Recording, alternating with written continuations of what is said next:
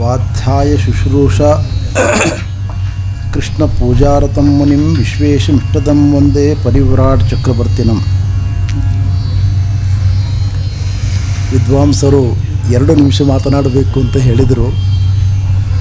ನಮಗೆಲ್ಲ 50 ನಿಮಿಷದ ಪೀರಿಯಡ್ ತೆಗೆದುಕೊಂಡು ಒಂದು ದುರಭ್ಯಾಸ. ಅದರಿಂದ ಬಹಳ ಕಡಿಮೆ ಮಾತನಾಡುವುದು ಅಂದರೆ ಬಹಳ ಕಷ್ಟದ ಕೆಲಸ. ಆದರೂ ಎಷ್ಟು ಬೇಗ ಸಾಧ್ಯವೋ ಅಷ್ಟು ಬೇಗ ಮುಗಿಸ್ತೇನೆ. ಕೃಷ್ಣ ಭಕ್ತಿ ಪೀಠವನ್ನು ನಮ್ಮ ಮಿತ್ರರು ವೀರನಾರಾಯಣಾಚಾರ್ಯರು ಆರಂಭ ಮಾಡಿದ್ದಾರೆ. ಕೃಷ್ಣನ ಆಕರ್ಷಣೆಯೇ ಬಹಳ ವಿಲಕ್ಷಣವಾಗಿರತಕ್ಕಂಥದ್ದು. ನಮ್ಮ ಗುರುಗಳು ಯಾವಾಗಲೂ ಒಂದು ಮಾತು ಹೇಳ್ತಾ ಇದ್ದರು, ಭೂಮಿಗೂ ಆಕರ್ಷಣ ಶಕ್ತಿ ಇದೆ. ಭೂಮಿ ಮೇಲಿರುವ ಪದಾರ್ಥವನ್ನು ಕೆಳಗೆ ಎಳೀತದೆ. ಇದು ಒಂದು ಗುರುತ್ವಾಕರ್ಷಣ ಶಕ್ತಿ, ಆಕರ್ಷಣ ಶಕ್ತಿ. ನಮ್ಮ ದೇವರ ಆಕರ್ಷಣ ಶಕ್ತಿ ಇದಕ್ಕಿಂತ ವಿಲಕ್ಷಣವಾಗಿದೆ. ಕೆಳಗೆ ಬಿದ್ದವರನ್ನು ಮೇಲೆ ಎತ್ತಾನೆ ನಮ್ಮ ದೇವರು ಅಂತ ಗುರುಗಳು ಹೇಳ್ತಾ ಇದ್ದರು. ಕೆಳಗೆ ಬಿದ್ದವರನ್ನು ಮೇಲೆ ಎತ್ತುವ ಶಕ್ತಿ ನಮ್ಮ ಕೃಷ್ಣನಿಗಿದೆ. ಇದು ವಿಲಕ್ಷಣವಾದ ಆಕರ್ಷಣ ಶಕ್ತಿ. ಆದ್ದರಿಂದ ಅವನು ಕೃಷ್ಣ ಅಂತ ಅವನನ್ನು ಕರೀತಾರೆ. ಕರ್ಷತೀತಿ ಕೃಷ್ಣ, ಇಡೀ ಜಗತ್ತನ್ನು ತನ್ನ ಕಡೆಗೆ ಸೆಳೆದುಕೊಳ್ಳುವ ಸಾಮರ್ಥ್ಯ ಅವನಿಗೆ ಉಂಟು ಅಂತ. ಭಕ್ತಿಪೀಠ ಅನ್ನುವಾಗ ಭಕ್ತಿಯ ಬಗ್ಗೆ ನಾರದ ಭಕ್ತಿ ಸೂತ್ರದ ವ್ಯಾಖ್ಯಾನವನ್ನು ನಾನು ನಿನ್ನೆ ನೀಡಿದೆ. ಆದಿಶಂಕರರು ಮೋಕ್ಷ ಸಾಧನ ಸಾಮಗ್ರ್ಯಾಂ ಭಕ್ತಿರೇವ ಗರೀಯಸಿ ಅಂತ ಮುಕ್ತಿಗೆ ಸಾಧನವಾಗಿರತಕ್ಕಂಥವುಗಳಲ್ಲಿ ಭಕ್ತಿಯೇ ಬಹಳ ದೊಡ್ಡ ಸಾಧನ ಅಂತ ಭಕ್ತಿಯ ಮಹತ್ವವನ್ನು ಕೊಂಡಾಡಿದ್ದಾರೆ. ಭಗವದ್ ರಾಮಾನುಜಾಚಾರ್ಯರು ಕೂಡ ಪ್ರಪತ್ತಿ ಮತ್ತು ಭಕ್ತಿ 2 ಮುಕ್ತಿಯ ಸಾಧನಗಳು ಅಂತ ಹೇಳಿದ್ದಾರೆ. 2 ಮಾರ್ಗಗಳನ್ನು ಭಗವಂತನನ್ನು ತಲುಪಲಿಕ್ಕೆ ಇದ್ದಾವೆ ಅಂತ ಅದನ್ನು ಮಹತ್ವವನ್ನು ತಿಳಿಸಿಕೊಟ್ಟಿದ್ದಾರೆ. ಶ್ರೀಮದ್ ಆಚಾರ್ಯರು ಕೂಡ ಮಧ್ವಾಚಾರ್ಯರು ಕೂಡ ಭಕ್ತಿಯೇ ಬಹಳ ಪ್ರಧಾನವಾದದ್ದು ಎಂಬುದನ್ನು ತಿಳಿಸಿದ್ದಾರೆ. ಹೀಗೆ 3 ಆಚಾರ್ಯರು ಒಕ್ಕೊರಲಿನಿಂದ ಅಂಗೀಕಾರ ಮಾಡಿರತಕ್ಕಂಥ ತತ್ವ ಭಕ್ತಿ ತತ್ವ. ಅದು ಭಗವಂತನನ್ನು ತಲುಪುವ ಪ್ರತಿಯೊಬ್ಬ ಮಾನವನಿಗೂ ಅಗತ್ಯ ಇರತಕ್ಕಂಥ ಒಂದು ತತ್ವ. ಅಂಥ ಕೃಷ್ಣನ ಮಂಗಲ ಗುಣಗಳನ್ನು ಜಗತ್ತಿಗೆ ಪರಿಚಯಿಸುವಂತಹ ಒಂದು ಪ್ರಕ್ರಿಯೆ ಈ ಭಕ್ತಿಪೀಠದ ಮೂಲಕ ನಡೀತಾ ಇದೆ. ಭಗವಂತನ ಗುಣಗಳ ಆಕರ್ಷಣೆ ಎಂಥದ್ದು ಅಂದರೆ ಅದು ಕಲ್ಪನಾತೀತವಾದದ್ದು. ಆಕರ್ಷಣೆಯ ಬಗ್ಗೆ ನನ್ನ ಮನಸ್ಸಿನಲ್ಲಿ ಆಲೋಚನೆ ಬಂದ ಕೂಡಲೇ ನನಗೆ ಮೊದಲು ನೆನಪಾಗುವುದು ಮಧುಸೂದನ ಸರಸ್ವತಿಗಳು. ಸಿದ್ಧೀನಾಂ ಇಷ್ಟು ನೈಷ್ಕರ್ಮ್ಯ ಬ್ರಹ್ಮಗಾನಾಂ ಏಂಚಿರಾತ್ ಅದ್ವೈತ ಸಿದ್ಧಿರಧುನಾ ಚತುರ್ಥಿ ಸಮಜಾಯಿತ ಅಂತ 4ನೇ ಸಿದ್ಧಿಗ್ರಂಥವನ್ನು ಜಗತ್ತಿಗೆ ವಿದ್ಯುತ್ ಪ್ರಪಂಚಕ್ಕೆ ಕೊಟ್ಟಿರತಕ್ಕಂಥ ಅನುಭೂತಿಗೆ ಇರತಕ್ಕಂಥ ವ್ಯಕ್ತಿಗಳು, ಮಹಾನುಭಾವರು ಮಧುಸೂದನ ಸರಸ್ವತಿಗಳು. ಅವರು ಹೇಳ್ತಾರೆ ಗೀತಾ ವ್ಯಾಖ್ಯಾನದಲ್ಲಿ, ಸಿದ್ಧಿಗ್ರಂಥದಲ್ಲೂ ಕೂಡ ಈ ಮಾತು ಹೇಳ್ತಾರೆ ಅವರು. ಧ್ಯಾನಾಭ್ಯಾಸ ವಶೀಕೃತೇನ ಮನಸಾ ಎನ್ ನಿರ್ಗುಣಂ ನಿಷ್ಕ್ರಿಯಂ ಜ್ಯೋತಿಶ್ಚೇತಸಿ ಚೇತಸಾಂ ಯದಿ ಪರಂ ಪಶ್ಯಂತುತೆ ಅಸ್ಮಾಕಂತು ಲೋಚನ ಚಮತ್ಕಾರಾಯ ಭೂಯಾಚ್ಚಿರಂ ಕಾಲಿಂದಿ ಪುರಿನೋದರೆಯನ್ನ ಕಿಮಪಿ ನೀಲಂ ಮಹೋಧಾವತಿ. ಇದರ ಅಭಿಪ್ರಾಯ ಇಷ್ಟು: ನಿರ್ಗುಣ ನಿರಾಕಾರವಾದ ಚೈತನ್ಯವೇ ಪರಮತತ್ವ ಅಂತ ನಾವು ಅದ್ವೈತದಲ್ಲಿ ನಂಬಿದ್ದೇವೆ. ಅದು ಸತ್ಯ, ನಮ್ಮ ಮಟ್ಟಿಗೆ ಅದು ನಿಜ. ಆದರೂ ಕೂಡ ಆ ನೀಲ ಮೇಘಶ್ಯಾಮನಾಗಿರತಕ್ಕಂಥ ಕಾಲಿಂದಿ ತಟದಲ್ಲಿ ವಿಹಾರ ಮಾಡತಕ್ಕಂಥ ಕೃಷ್ಣನಲ್ಲಿ ನನ್ನ ಮನಸ್ಸು ಸಂಪೂರ್ಣ ಲೀನವಾಗಿ ಬಿಟ್ಟಿದೆ ಅಂತ ಅವರು ಹೇಳ್ತಾರೆ. ಇದು ಕೃಷ್ಣನ ಆಕರ್ಷಣೆ. ಆ ಕೃಷ್ಣನ ಗುಣಗಳನ್ನು, ಅವನ ವ್ಯಕ್ತಿತ್ವವನ್ನು ಯಾರ್ಯಾರು ಅಷ್ಟಷ್ಟು ಅರ್ಥ ಮಾಡಿಕೊಳ್ತಾರೆ ಅಷ್ಟಷ್ಟು ಕೃಷ್ಣನಲ್ಲಿ ಆಕರ್ಷಣೆ ಬಲಿತಾ ಹೋಗ್ತದೆ. ಈ ದೃಷ್ಟಿಯಿಂದ ಕೃಷ್ಣನ ಆಕರ್ಷಣೆ ಬಲಿಬೇಕು, ಕೃಷ್ಣನಲ್ಲಿ ಪ್ರೀತಿ ಹೆಚ್ಚಬೇಕು ಅನ್ನುವ ದೃಷ್ಟಿಯನ್ನು ಇಟ್ಟುಕೊಂಡು ಪ್ರತಿಯೊಬ್ಬ ಮಾನವರಿಗೂ ಕೂಡ ಉದ್ಧಾರದ ಮಾರ್ಗ ಇರತಕ್ಕಂಥದ್ದು ದೇವರನ್ನು ಚೆನ್ನಾಗಿ ಅರ್ಥ ಮಾಡಿಕೊಂಡಾಗ. ನಮ್ಮ ಗುರುಗಳು ಯಾವಾಗಲೂ ಹೇಳ್ತಾ ಇದ್ದರು, ದೇವರನ್ನು ಆರಾಧನೆ ಮಾಡುವುದು ಅಂದರೆ ಏನು? ಸದ್ಗುಣಗಳ ಆರಾಧನೆ. ಸಕ್ಕರೆಯಿಂದ ಮಾಡಿದ ಬೊಂಬೆಯಲ್ಲಿ ಮೇಲಿನಿಂದ ಕೆಳಗಿನವರೆಗಿರೋದು ಒಂದೇ ವಸ್ತು, ಸಕ್ಕರೆ, ಬೇರೆ ಏನೂ ಇಲ್ಲ ಅದರಲ್ಲಿ. ಕೈ ಸಕ್ಕರೆಯದ್ದು, ಕಾಲು ಸಕ್ಕರೆಯದ್ದು, ಕಣ್ಣು ಸಕ್ಕರೆಯದ್ದು, ಬಾಯಿ ಸಕ್ಕರೆಯದ್ದು, ಕಿವಿ ಸಕ್ಕರೆಯದ್ದು, ಎಲ್ಲವೂ ಸಕ್ಕರೆ. ಹಾಗೆ ದೇವರು ಅಂದರೆ ಸದ್ಗುಣಗಳೇ ದೇವರು. ಮಾನವೀಯತೆ, ಪ್ರಾಮಾಣಿಕತೆ, ವಾತ್ಸಲ್ಯ, ದಯೆ, ಕರುಣೆ, ಜ್ಞಾನ, ವಿಜ್ಞಾನ ಮೊದಲಾದ ಮಂಗಲ ಗುಣಗಳೇ ಒಟ್ಟು ಮೊತ್ತದಲ್ಲಿ ದೇವರು. ಇದಕ್ಕಿಂತ ಬೇರೆ ದೇವರಿಲ್ಲ ನಮ್ಮ ಸಿದ್ಧಾಂತದಲ್ಲಿ. ಆದ್ದರಿಂದ ದೇವರ ಆರಾಧನೆ, ದೇವರಲ್ಲಿ ಪ್ರೇಮವನ್ನು ಮಾಡುವುದು ಅಂದರೆ ಗುಣಗಳಲ್ಲಿ ಪ್ರೇಮವನ್ನು ಮಾಡುವಂಥದ್ದು, ಗುಣಗಳನ್ನು ಪ್ರೀತಿ ಮಾಡುವಂಥದ್ದು. ಇಂಥ ಗುಣಗಳನ್ನು ಪ್ರೀತಿ ಮಾಡುವ ಮೂಲಕ ಬ್ರಹ್ಮವಿದ್ ಬ್ರಹ್ಮೈವ ಭವತಿ. ಇದು ಒಂದು ಅರ್ಥದಲ್ಲಿ ಅದ್ವೈತವನ್ನು ನಾವು ಹೇಳ್ತೇವೆ. ಯಾರು ಸದ್ಗುಣಗಳನ್ನು ಆರಾಧಿಸ್ತಾ ಹೋಗ್ತಾನೆ, ಸದ್ಗುಣಗಳನ್ನು ಪ್ರೀತಿ ಮಾಡ್ತಾ ಹೋಗ್ತಾನೆ, ಗೌರವಿಸ್ತಾ ಹೋಗ್ತಾನೆ, ಅವನು ಬ್ರಹ್ಮನಾಗ್ತಾನೆ. ಈ ಅರ್ಥದಲ್ಲಿ ನಾವು ಅಪೂರ್ಣತೆಯಿಂದ ಪೂರ್ಣತೆಯ ಕಡೆಗೆ ಹೋಗತಕ್ಕಂಥ ಒಂದು ಪ್ರಕ್ರಿಯೆ ಭಕ್ತಿ ಪಂಥದ ಒಳಗಿದೆ. ನಮ್ಮ ವಿದ್ವಾಂಸರಾಗಿರ್ತಕ್ಕಂಥ ವೀರನಾರಾಯಣಾಚಾರ್ಯರು ಭಕ್ತಿ ಪಂಥವನ್ನು ಆರಂಭ ಮಾಡಿ ದೇಶ ವಿದೇಶಗಳಲ್ಲಿ ಇದರ ತತ್ವ ಪ್ರಸಾರದ ಕಾರ್ಯವನ್ನು ಕೈಗೊಂಡಿದ್ದಾರೆ. ನಾನು ಈ ಪ್ರಸಂಗದಲ್ಲಿ ಒಂದು ಮಾತು ಹೇಳ ಬಯಸ್ತೇನೆ. ಏನೇ ಇದ್ದರೂ ನಮ್ಮ ಕೈ ತಪ್ಪಿ ಹೋಗಬಾರ್ದವರು ಅಂತ. ಸದ್ಯಕ್ಕೆ ದೇವಪ್ರಯಾಗಕ್ಕೆ ಹೋಗ್ಬೋದು, ಮುಂದಿನೆಲ್ಲೋ ಹೋಗ್ಬೋದು, ಎಲ್ಲಿ ಹೋಗ್ತಾರೆ ಅಂತ ಗೊತ್ತಿಲ್ಲ. ಪ್ರತಿಭಾವಂತರಿಗೆ ಜಗತ್ತೆಲ್ಲ ದೊಡ್ಡದು, ವಿಶಾಲವಾದ ಜಗತ್ತಿದೆ. ವಿದ್ವಾನ್ ಸರ್ವತ್ರ ಪೂಜ್ಯತೆ, ಸ್ವದೇಶೇ ಪೂಜ್ಯತೆ ರಾಜ, ವಿದ್ವಾನ್ ಸರ್ವತ್ರ ಪೂಜ್ಯತೆ. ಅವರನ್ನು ಕರೆಯುವರು ಬಹಳ ಜನ ಇವತ್ತು ದೇಶ ವಿದೇಶಗಳಲ್ಲಿ. ಆದ್ದರಿಂದ ಮೂಲ ಸ್ಥಳ ಬೆಂಗಳೂರು, ವಿದ್ಯಾಪೀಠ, ಸಂಸ್ಕೃತ ವಿಶ್ವವಿದ್ಯಾಲಯ, ಇದನ್ನು ಮರೆಯದೇ ನಿಮ್ಮ ಕಾರ್ಯಕ್ಷೇತ್ರವನ್ನು ನೀವು ಎಲ್ಲಿ ಬೇಕಾದರೂ ಬೆಳೆಸ್ಬೋದು. ಎಲ್ಲಿ ಬೇಕಾದರೂ ಇದ್ದರೂ ಕೂಡ ಈ ಮೂಲ ಸ್ಥಳವನ್ನು ಮರೀಬಾರದು ಅಂತ ಇಷ್ಟು ಮಾತ್ರ ನಾನು ಕಿವಿ ಮಾತನ್ನು ಹೇಳಿ ನನ್ನ ಮಾತುಗಳಿಗೆ ಮುಕ್ತಾಯವನ್ನು. ಭಾಳ ಸಂತೋಷ, ಕುಲಪತಿಗಳೇ ಹೇಳ್ತಾ ಇದ್ದಾರೆ. ಆದ್ದರಿಂದ ಅವಶ್ಯವಾಗಿ ಅವರು ಇಲ್ಲಿಯ ಸಂಪರ್ಕವನ್ನು ಇಟ್ಕೊಂಡೇ ಮುಂದಿನ ಕಾರ್ಯಗಳನ್ನು ಮಾಡಬೇಕು ಅಂತ ಹೇಳಿ ನನ್ನ ಮಾತುಗಳಿಗೆ ಮುಕ್ತಾಯವನ್ನು ಹಾಡ್ತೇನೆ.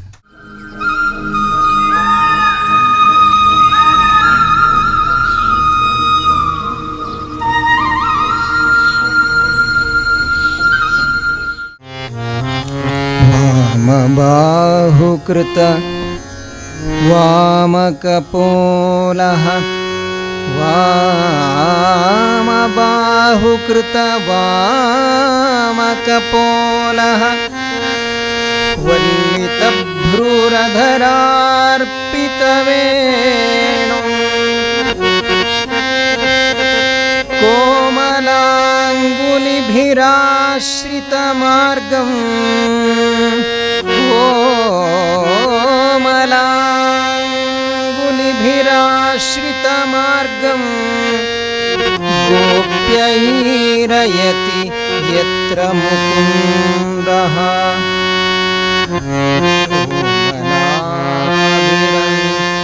ಕೋಮಲಾಂಗುಲಿಭಿರಾಶ್ರಿತಮಾರ್ಗಂ ಗೋಪ್ಯೈರಯತಿ ಯತ್ರ ಮುಕುಂದಃ ವೃಂದಶೋ ವ್ರಜವೃಷಾ ಮೃಗಗಾವಃ ವೃಂದಶೋ ವ್ರಜವೃಷಾ ಮೃಗಗಾವಃ ವೇಣುವಾದ್ಯಹೃತ ಚೇತಸೇತ್ಯ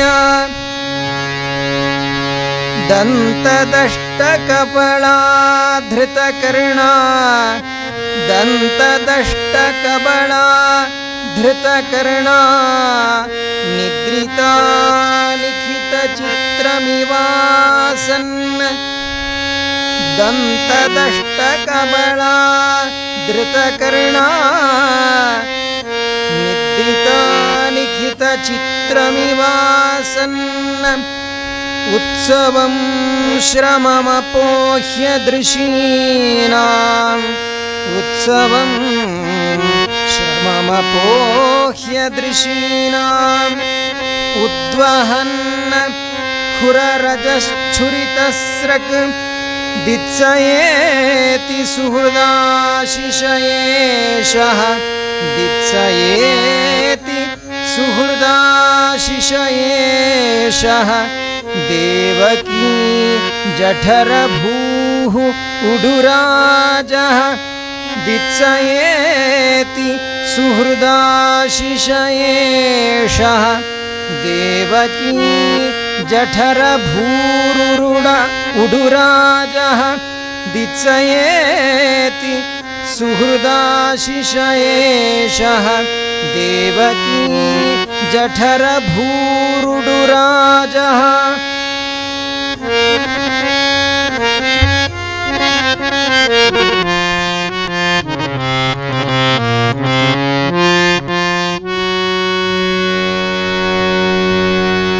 ಕೃಷ್ಣ ಗೋವರ್ಧನ ಪರ್ವತವನ್ನು ಎತ್ತುವ ಹೊತ್ತಿಗೆ ಸ್ವತಃ ಇಂದ್ರ ಅಲ್ಲಿ ಕೃಷ್ಣನನ್ನು ಅರ್ಚಿಸಿದ್ದು, ಮೆಚ್ಚಿಸಿದ್ದು, ಅಭಿಷೇಕ ಮಾಡಿದ್ದು ಇತ್ಯಾದಿಗಳನ್ನೆಲ್ಲ ಆ ಗೋಪ ಬಾಲೆಯರು ಕಂಡು ಅಂದಿನಿಂದ ಮತ್ತೆ ಯಾವತ್ತೂ ಸಂದೇಹವೇ ಬರಲಿಲ್ಲ ಅಂತೆ, ಇವನು ದೇವರ ಹೌದೋ ಅಲ್ಲೋ ಅಂತ. ಅಲ್ಲಿಯ ತನಕ ಎಲ್ಲೆಲ್ಲೋ ಕೆಲವರಿಗೆ ಒಳಗಿನಿಂದ ಇದ್ದಕ್ಕಿದ್ದಂತೆ ಇವನಿಗೆ ಶಕ್ತಿ ಎಲ್ಲಿಂದ ಬರುತ್ತೆ, ಏನು ತಿಂದು ಬರ್ತಾನೆ, ಅಥವಾ ಏನು ಆವೇಶಕ್ಕೆ ಒಳಗಾಗ್ತಾನೆ ಅಂತೆಲ್ಲ ಯೋಚನೆ ಇತ್ತಂತೆ. ಅಷ್ಟಾದ ಮೇಲೂ ಆ ಹತ್ತಿರವಾದ ಒಂದು ಪ್ರಸಂಗ ಗೋಪಿ ಗೀತೆಯ ಉದಯಕ್ಕೆ ಕಾರಣವಾಯಿತು. ಅಂದರೆ ಸಲುಗೆ ಮತ್ತೆ ಅದು ಸ್ವಲ್ಪ ಅಧಿಕ ರೀತಿಯಲ್ಲಿ ಬಳಕೆಗೊಂಡದ್ದರ ಪರಿಣಾಮವನ್ನು ನಮಗೆ ತೋರಿಸುತ್ತೆ. ಎಷ್ಟು ಬಾರಿ ಎಷ್ಟು ರೀತಿಯಿಂದ ನಾವು ಕೊಳೆಯನ್ನು ಕಳೆದುಕೊಂಡರೂ ಮತ್ತೆ ಮತ್ತೆ ಹೊಸದಾಗಿ ನಾವು ನಿತ್ಯಾನುಷ್ಠಾನಗಳನ್ನು ಮಾಡುವಾಗ ಆಚಮನೆ ಅನ್ನೋದೊಂದು ಶುದ್ಧಿ, ಮತ್ತು ಸಂಕಲ್ಪ ಅನ್ನೋದೊಂದು ಶುದ್ಧಿ, ಮಾರ್ಜನೆ ಅನ್ನೋದೊಂದು ಶುದ್ಧಿ, ಅಭಿಮಂತ್ರಣೆ ಅನ್ನೋದೊಂದು ಶುದ್ಧಿ, ಕರಶುದ್ಧಿ, ಸ್ಥಳಶುದ್ಧಿ, ದೇಹದಲ್ಲಿ ಪಾಪಪುರುಷ ವಿಸರ್ಜನೆಯ ಶುದ್ಧಿ, ಇಷ್ಟೆಲ್ಲ ಮಾಡಿದ ಮೇಲೂ ಮತ್ತು ಪ್ರಾಣಾಯಾಮದಿಂದ ಶುದ್ಧಿ. ಹೊರಗಿನಿಂದ ಮನೆಗೆ ಬಂದಾಗ ಹೊರಗಿನ ಅದು ಈಗ ಮತ್ತೆ ಮರೆತು ಹೋಗುತ್ತೆ ನಮಗೆ.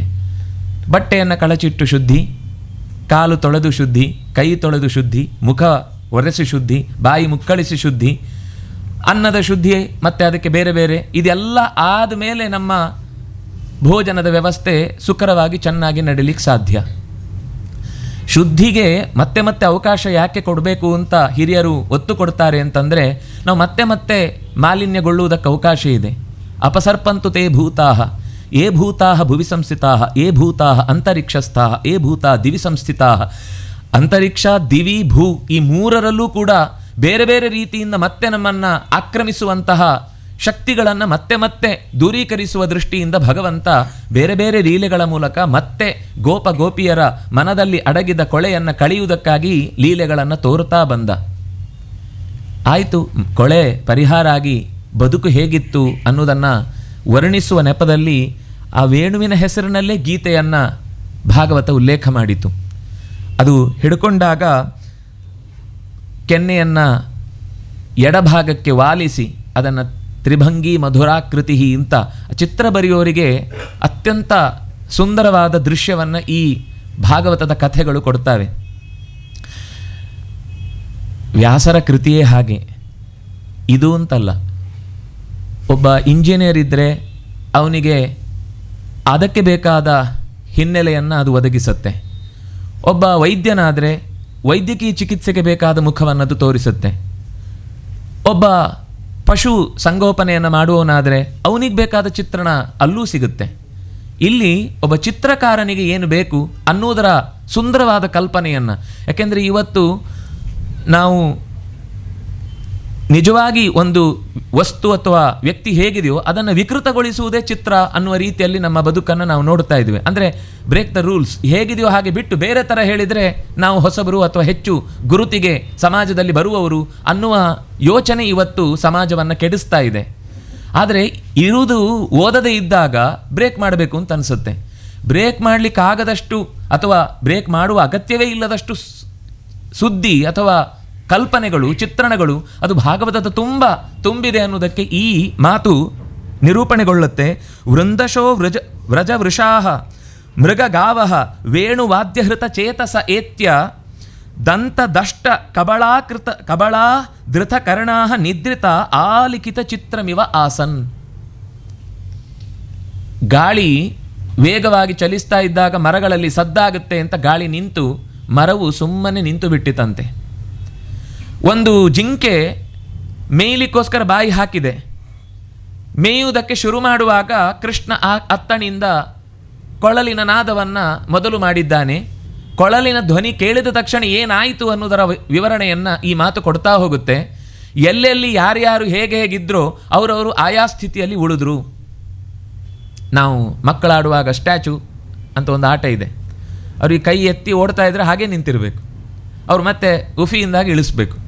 ಕೃಷ್ಣ ಕೊಳಲು ಊದಿದರೆ ಅದು ಸ್ಟ್ಯಾಚು ಹೇಳಿದ ಹಾಗೆ ಇಡೀ ಆ ಪರಿವಾರ, ಆ ಹೊರಗಿನ ಪರಿಸರ ಅಷ್ಟೂ ಕೂಡ ಪೂರ್ತಿ ತನ್ನ ಚಲನವಲನಗಳನ್ನು ಕಳೆದುಕೊಂಡು ಆಲಿಖಿತ ಚಿತ್ರಮಿವ ಆಸೀತ್. ಚೆನ್ನಾಗಿ ಒಬ್ಬ, ಯಾಕೆಂದರೆ ಚಿತ್ರದಲ್ಲಿ ಪೇಪರ್ ಅಲ್ಲಾಡ್ಬೋದು ಹೊರತು ಅದರ ಒಳಗಿನ ಪದಾರ್ಥಗಳು ಅಲ್ಲಾಡುವುದಿಲ್ಲ. ಆ ಪದಾರ್ಥಗಳು ಅಲ್ಲಾಡದಷ್ಟು ಒಂದು ಸೆಳೆತ ಬೇಕು ಅಂದರೆ ಆ ಕೃಷ್ಣನಲ್ಲಿ ಮತ್ತು ಕೃಷ್ಣನ ಗಾನದಲ್ಲಿರುವಂತಹ ಅದ್ಭುತತೆ ಏನು ಅನ್ನೋದನ್ನು ಯೋಚನೆ ಮಾಡಬೇಕು. ಹಾಗೆ ಇಡೀ ಗುಂಪಾಗಿ ಮಾತಾಡ್ತಾ ಇದ್ದವರು ನಿಲ್ಲಿಸಿದರು, ಜೋರಾಗಿ ಉಸಿರಾಡ್ತಾ ಇದ್ದವರು ಉಸಿರನ್ನು ನಿಯಂತ್ರಣಕ್ಕೆ ತಂದುಕೊಂಡ್ರು, ಗಾಳಿಯು ಮೆತ್ತಗೆ ಬೀಸಿತು, ಮರವು ಸುಮ್ಮನೆ ನಿಂತಿತು, ಪ್ರಾಣಿ ಪಕ್ಷಿಗಳು ಓಡಾಡ್ತಾ ಇದ್ದವುಗಳು ಹಾಡ್ತಾ ಇದ್ದವುಗಳು ಎಲ್ಲವೂ ಮೌನಕ್ಕೆ ಶರಣಾದವು. ಯಾಕೆ ಅಂದರೆ ಕೃಷ್ಣನ ಧ್ವನಿಯನ್ನು ನಾವು ಕಳೆದುಕೊಳ್ಳುತ್ತೇವೆ. ಹಲ್ಲಿನಿಂದ ಹುಲ್ಲನ್ನು ಕಚ್ಚುವ ಹೊತ್ತಿಗೆ ನಾವು ಚಕ್ಕುಲಿ ತಿನ್ನುವಾಗ ಜೋರು ಶಬ್ದ ಆಗ್ತಾ ಇರುತ್ತೆ. ನಾವು ಅನ್ಕೋತೇವೆ ಎಲ್ಲೋ ಪಕ್ಕದವರಿಗೆಲ್ಲ ಕೇಳಿಸ್ಬಿಡುತ್ತಾ ಅಂತ ಬಾಯಿ ಇನ್ನೂ ಮುಚ್ಚಿ ಒಳಗಿನಿಂದ ಕುಟು ಅಂತ ಕಡಿಯುವುದಕ್ಕೆ ಹೋಗ್ತೇವೆ. ಆದರೂ ನಮಗೆ ಕಿವಿಗೆ ಹತ್ತಿರ ಹಲ್ಲಿನ ಶಬ್ದ ಕೇಳುವಾಗ ನಮಗೆ ಜೋರಾಗಿ ಸಿಡಿಲು ಬಂದಂತೆ ಕಾಣುತ್ತೆ. ಅದಕ್ಕೋಸ್ಕರ ನಾವು ಮೆತ್ತಗೆ ನುಡಿತೇವೆ. ಈ ಜಿಂಕೆ ತಾನು ಹಲ್ಲು ಮಧ್ಯದಲ್ಲಿ ಸಿಲುಕಿದ ಹುಲ್ಲನ್ನು ಕಚ್ಚುವಾಗ ಸದ್ದಾದರೆ ಅದು ಕೃಷ್ಣನ ನಾದಕ್ಕೆ ತೊಡಕಾಗುತ್ತೆ ಅಂತ ದಂತದಷ್ಟ ಕಬಳ ಕಚ್ಚಿದಂತೆ ವಾಪಸ್ ಮತ್ತೆ ಅದು ಜಗಿಲಿಲ್ಲ, ಮತ್ತೆ ಅದನ್ನು ಮುಂದುವರಿಸಲಿಲ್ಲ. ಹಾಗೆ ಕಚ್ಚಿ ಹಿಡ್ಕೊಂಡು ಅಲ್ಲಿ ಅರ್ಧ ಹುಲ್ಲು ಹೊರಗೆ ಜಾರಿ ಬೀಳ್ತಾ ಇದೆ, ಒಳಗೆ ಅರ್ಧ ಸಿಕ್ಕಿಕೊಂಡಿದೆ, ಅದರ ಅರ್ಧ ರಸ ಬಾಯಲ್ಲಿ ಹಾಗೆ ಉಳಿದಿದೆ, ಅಲ್ಲಾಡಲಿಲ್ಲ. ಸುಮ್ಮನೆ ಹಾಗೆ ಕಚ್ಚಿದ್ದನ್ನು ಹಾಗೆ ಹಿಡ್ಕೊಂಡು ಕೂತ್ಬಿಟ್ಟಿದೆ. ಇದು ಕೃಷ್ಣನ ವೇಣುವಿನ ನಾದಕ್ಕಿರುವಂತಹ ಆಕರ್ಷಣೆ, ಆ ಸೆಳೆತ. ಅಂತಹ ಸೆಳೆತದಿಂದ ಇಡೀ ಊರು ಉತ್ಸವವಾಯಿತು. ಅಲ್ಲಿ ಬಂದವರು, ಬಾರದೇ ಇದ್ದವರು, ದೂರದಲ್ಲಿದ್ದವರು ಎಲ್ಲರಿಗೂ ಆ ನಾದ ಕಿವಿಗೆ ಮುಟ್ಟುತ್ತಾ ಇತ್ತು. ಉತ್ಸವದಂತೆ ಆ ಧ್ವನಿ ಕೇಳಿದ್ದು ಮಾತ್ರ ಅಲ್ಲ, ಶ್ರಮ ಎಲ್ಲ ಕಳೆದು ಹೋಯಿತು.